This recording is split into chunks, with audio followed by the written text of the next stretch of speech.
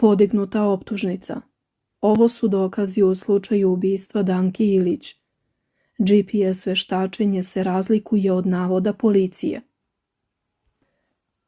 Više javno tužilaštvo u Zaječaru podiglo je danas optužnicu protiv dvojice osumnjičenih za teško ubistvo dvogodišnje Danke Ilić, koje se dogodilo 26. marta ove godine. Više javno tužilaštvo u Zaječaru dana 24.9.2024. godine podiglo je optužnicu protiv okrivljenog iz sela Zlot i okrivljenog iz sela Luka, grad Bor, zbog krivičnog dela teško ubistvo u saizvršilaštvu i protiv okrivljenog oca osumnjičenog iz sela Zlot, grad Bor, za krivično delo neprijavljivanje krivičnog dela i učinioca i krivičnog dela pomoć učiniocu poslije izvršenog krivičnog dela sa predlogom da se prema okrivljenima produži pritvor od strane Višeg suda u Zaječaru, navodi se u saopštenju. Kako je rečeno, tužilaštvo traži doživotni zatvor za obojicu optuženih. Također traži produženje pritvora. Sva dokumentacija je predata Višem sudu u Zaječaru. Optužnica se temelji na njihovim priznanjima koja su validna jer su data u prisustvu njihovih advokata, iako su obojica kasnije sve negirali. Temelji se na mnogobrojnim dokazima koje smo skupljali pola godine, počev od toga da su samo oni bili na mestu zločina, preko veštačenja kamera, izjave svedoka i drugih dokaza koje smo skupili. Višem sudu je predata sva papirologija. Oni će odlučiti o njihovoj kazni, a nadamo se da će obojicu proglasiti krivim za teško ubistvo. Saznajemo nezvanično u tužilaštvu. Milinko Jovanović, advokat Radoslava Dragijevića, oca osumnjičenog Dejana, očekuje da će sud produžiti pritvor osumnjičenima za ubistvo Danke Ilić. Nakon podizanja optužnice, sud u roku od 3 dana mora da donese odluku o daljem pritvoru. Nakon što sud donese odluku, optužnica će biti predata okrivljenima i njihovim braniocima koji imaju rok od 8 dana da podnesu odgovore na optužnicu. Posle podnošenja odgovora, a mislim da će svi branioci podneti odgovore, sud ima rok 15 dana da ispita i odluči o samoj optužnici.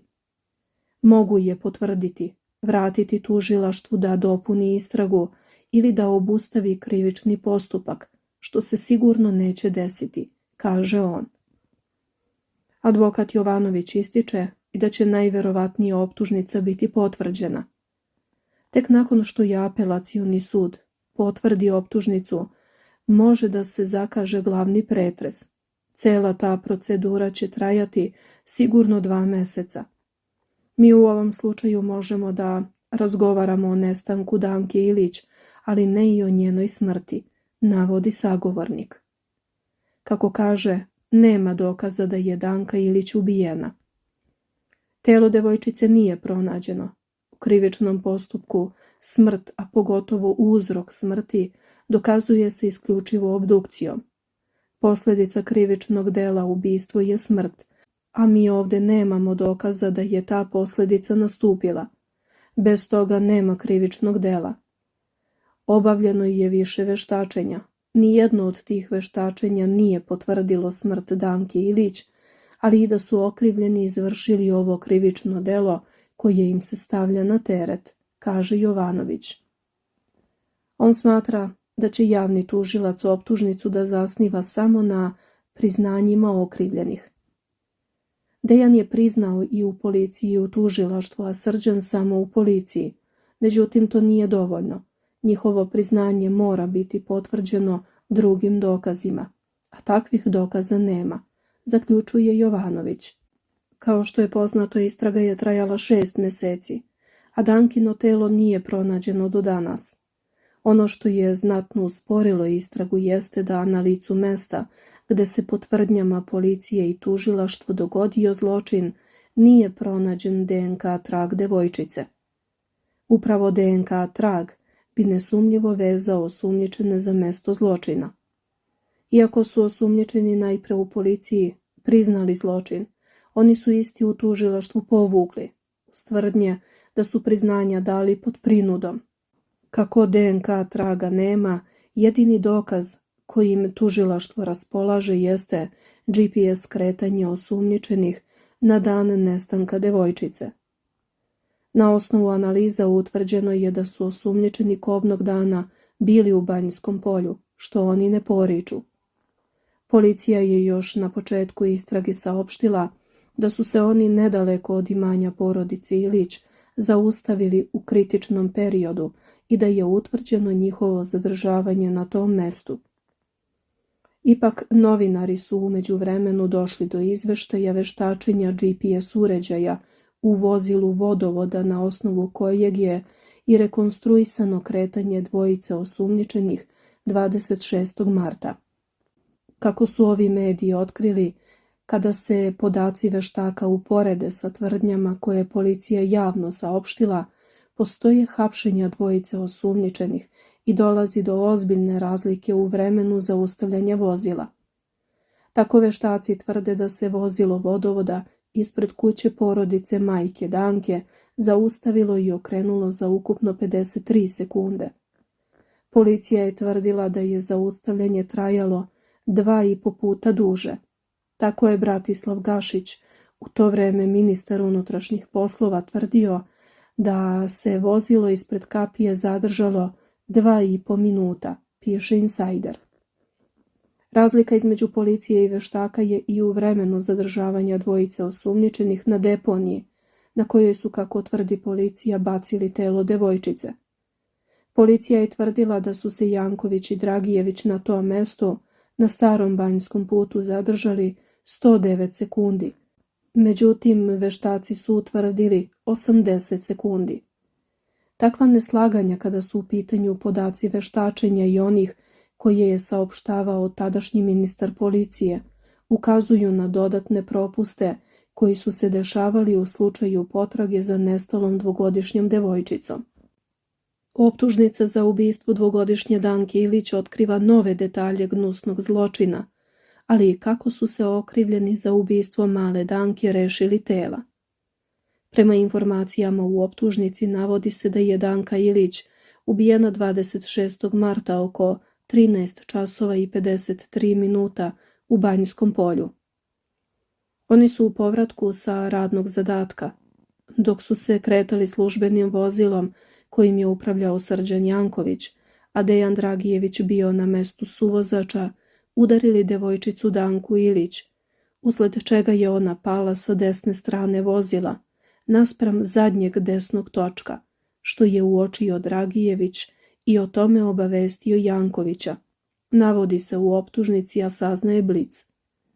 Kako je dalje utvrđeno, oni su se tada dogovorili da uklone telo devojčice, ali i da, ukoliko je živa, je ubiju i telo sakriju kako ne bi bili okrivljeni i krivično gonjeni zbog krivičnog dela teško delo protiv bezbednosti saobraćaja. Dragijević je izašao iz vozila i podigao Danku sa zemlje. Stavio je u zadnji deo vozila. Kada je uočio da Danka daje znakove života, on ju je ugušio rukama. Kada je Danka preminula, vratio se na mesto suvozača u vozilu u kome Janković sve vreme sa mesta vozača pratio šta radi Dejan Dragijević i osmatrao da neko ne naiđe kako bi u tome upozorio Dragijevića, te i čekao da Dragijević liši života Danku i vrati se u vozilo, utvrdilo je Više javno tužilaštvo u Zaječaru. Prema navodima iz optužnice, okrivljeni su se tada dogovorili da telo deteta ostave na divljoj deponiji na Starobanjskom putu ka Boru. Janković je vozio, zaustavio automobil, a kako je utvrdilo tužilaštvo, iz istog izbacio Dankino telo na deponiju. Potom su se odvezli i vozilo ostavili na svom radnom mestu u vodovod Bor. Kako su u portali ranije objavili, optužnica se zasniva da svedocima koji su posvjedočili da su okrivljeni bili na licu mesta gde je devojčica nestala i nastradala, ali i snimcima sa nadzornih kamera koji su ukazali da su oni bili u vreme devojčičinog nestanka na mestu gde je ona posljednji put viđena. Također GPS na službenom vozilu koji su vozili taj dan potvrdio je da su bili na licu mesta u vreme nestanka devojčice, a to je potvrdio i snimak sa nadzorne kamere. Također njihov iskaz koji su dali u tužilaštvu, a koji su kasnije povukli, uzet je u obzir jer je dat uz prisustvo njihovih branilaca i on je verodostojan, kaže izvor. Okrivljenima se na teret stavlja krivično delo teško ubistvo deteta za koje je zaprećena kazna doživotni zatvor bez uslovnog otpusta. Optužnica je podignuta i protiv okrivljenog Radoslava Dragijevića, oca Dejana Dragijevića, zbog neprijavljivanja krivičnog dela i pružanje pomoći počiniocu nakon izvršenja krivičnog dela.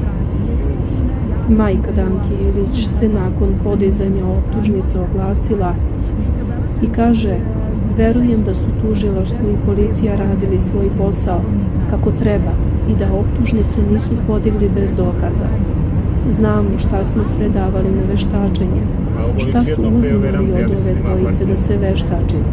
Sve su zaboravili da su njih dvojica kada se pojavio snimak iz Beča rekli: brate, izvukli smo se. Ali uprkos istrazi protiv njih, njihovoj izjavi, priznanjima, svi dalje krive mene, njenu majku", kazala je Ivana.